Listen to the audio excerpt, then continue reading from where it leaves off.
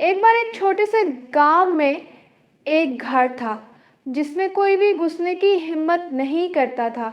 गांव वाले इस घर के बारे में कानाफूसी करते थे।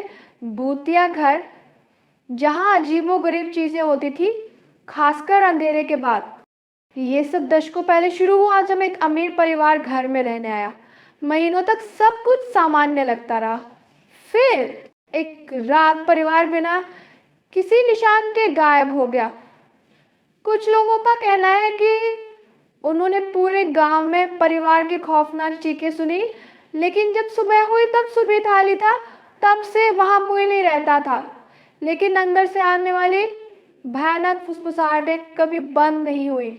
एक दिन घर के काले इतिहास से अनजान यात्रियों के एक समूह ने तूफान के दौरान यहाँ शरण लेने का फैसला किया। जैसे ही वे पास पहुंचे, हवा ठंडी हो गई और हवा पहले से ज्यादा तेज चलने लगी। विशाल दरवाजा अपने आप खुल गया और उन्हें अंदर आने का निमंत्रण दिया। असहज महसूस करने के बावजूद यात्री घर के अंदर चली।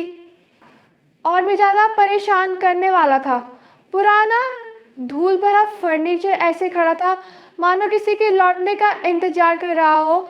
एक झूमर टेढ़ा मेढ़ा लटका हुआ था जो टूटी दीवारों पर अजीबोगरीब छायाएं डाल रहा था। जब समूह ने खोजबीन की तो उन्हें ऊपर से आधी हाई धीमी आवाजें सुनाई देने लगी, हालांकि वहां कोई और नहीं होना चाहिए था। अचानक एक आवाज फुसफुसाई, जाओ, जब तक तुम अभी भी जा सकते हो।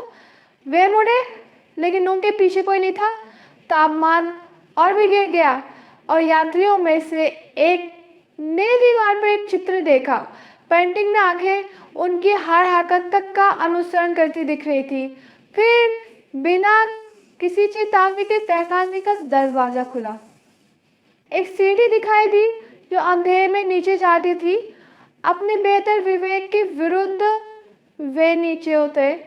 नीचे उन्हें पुराने खिलौनों, दर्पणों और एक बड़े लकड़ी गेट पुराना जीर्ण कमरा मिला। धूल से सने और टूटे हुए दर्पण न केवल उनकी छवियों को दर्शाते थे, बल्कि उनके पीछे छिपे हुए काले आकृतियों को भी दर्शाते थे। जैसे ही एक यात्री ने बॉक्स को पकड़ा, रोशनी टिमटिमाने लगी। एक फीले हाथ ने उनकी कलाई पकड़ ली। घर में चीख पुकार मच गई और जब रोशनी वापस लौटी तो उनमें से एक गायब हो चुका था। केवल उनकी गूंजती हुई आवाजें सुनाई दे रही थी जो मदद की भीख मांग रही थी।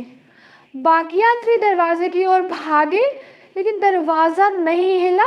फुसफुसाहटें तेज होती गई, कदम तेज होते गए, मानो कोई अदृश्य चीज उनका पीछा कर रही हो। आखिर एक आखिरी दस्तक के साथ वे घर से बाहर निकल आए। जैसे ही वे रात में भागे, घर हंसता हुआ लग रहा था। इसकी खिड़कियां खड़खड़ा रही थी और फिर एक खुद शिकार को अपना शिकार बना लिया हो, आज भी खड़खड़ा है, अपने आगंतुकों की प्रतीक्षा कर रहा है। इसकी फुसफुसाहट अभी भी हवा में फैल रही है। आओ, अंदर आओ। गांव के किसी भी व्यक्ति ने फिर से किसके पास जाने की हिम्मत नहीं की।